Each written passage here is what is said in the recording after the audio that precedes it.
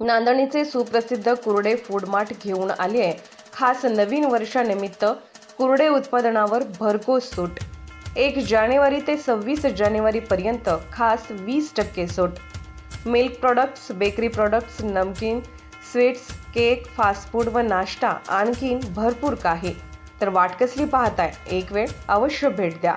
आमचा पत्ता हॉटेल नटराज शेजारी, Kolhapur road, Jaysingpur road, ND Patil petrol पंपासमोर, नांदणी।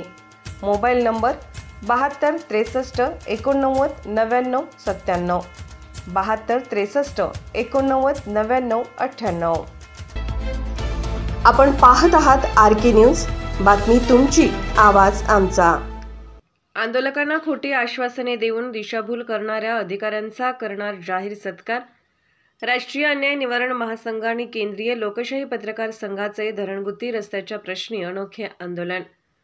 शासकीय कार्यालयावर अनेक मागण्यासाठी तसेच न्यायासाठी वेगवेगळी आंदोलने होत असतात, पण यावेळी शासकीय अधिकाऱ्यांच्याकडूनच प्रत्येकच वेळी वेळकाढूपणा करत आंदोलन मोडीत काढण्याचा प्रयत्न केला जातो। यावेळी शासकीय अधिकाऱ्यांच्याकडून आंदोलकांना आश्वासनांची खैरात वाटली जाते आणि आंदोलकांची दिशाभूल केली जाते।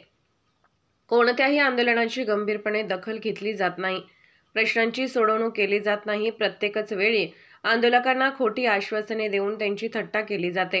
ही बाब लोकशाहीला मारक आहे। याचाच निषेध म्हणून आणि दिलेल्या आश्वासनांची आठवण करून देण्यासाठी आणि धरणगुत्तीतील प्रभाग क्रमांक 4 मधील रस्त्याच्या प्रश्नाकडे लक्ष वेधण्यासाठी शिरोळ पंचायत समितीच्या अधिकाऱ्यांचा शाल, श्रीफळ आणि हार घालून जाहीर सत्कार करण्यात येणार आहे। याबाबतची सविस्तर माहिती अशी की केंद्रीय लोकशाही पत्रकार संघटनेचे शिरोळ तालुका अध्यक्ष रोहित जाधव यांनी धरणगुत्तीतील प्रभाग क्रमांक 4 मधील रस्ता करावा या मागणीसाठी 4 सप्टेंबर 2023 रोजी पंचायत समितीसमोर आमरण उपोषण केले होते। यावेळी येथील शासकीय अधिकाऱ्यांनी मध्यस्थी करत 2 महिन्यात रस्त्याचे काम मार्गी लागेल असे लेखी पत्र दिले होते।